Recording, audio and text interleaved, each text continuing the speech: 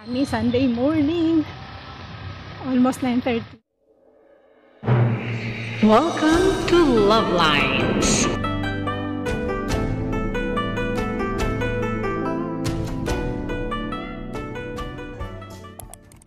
Morning Philippines and hello world. Araw ng linggo kaya marami pa tayo.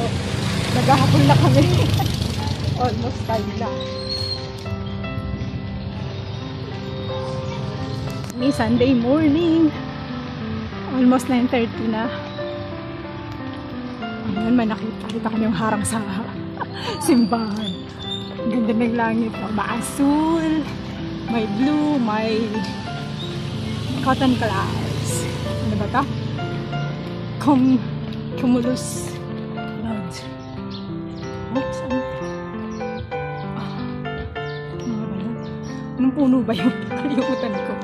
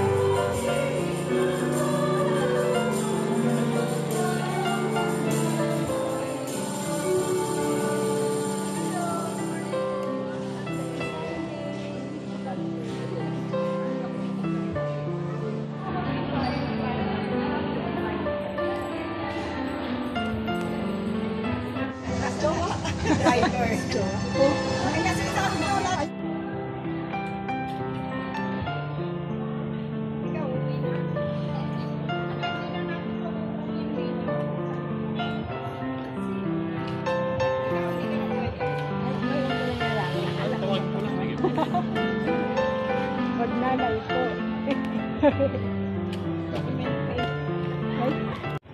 Ayan.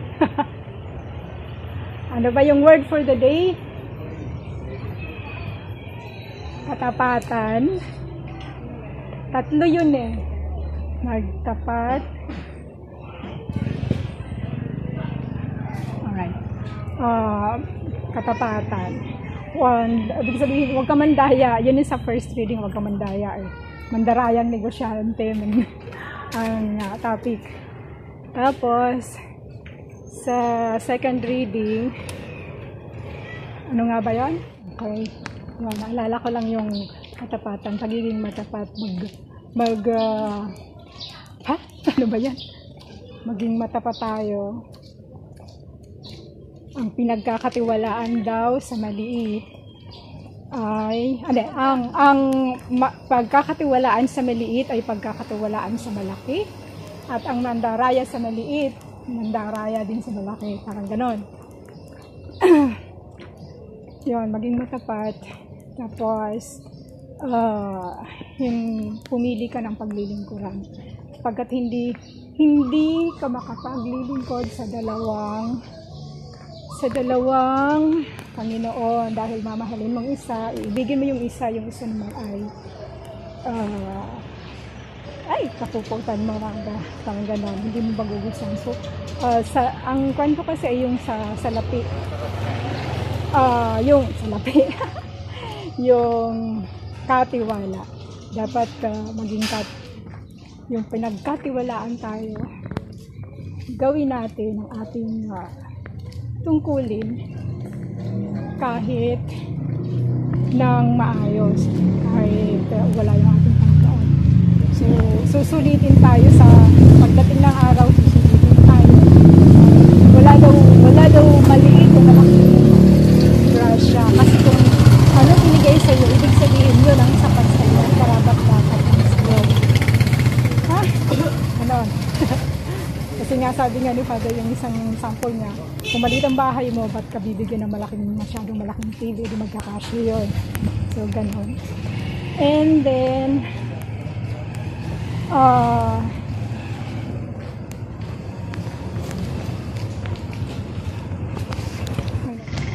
so, yun nga, word for the day, tiwala sa kakatapatan. Maging matapat tayo dahil tayo pinagkatiwalaan. Diba? Pag pinagkatiwalaan ka, maging tapat ka. Alright, so that's all. I'll see you later. So that's all for now. Thank you so much for watching. Once again, this is Love Lines. Have a good day and God bless.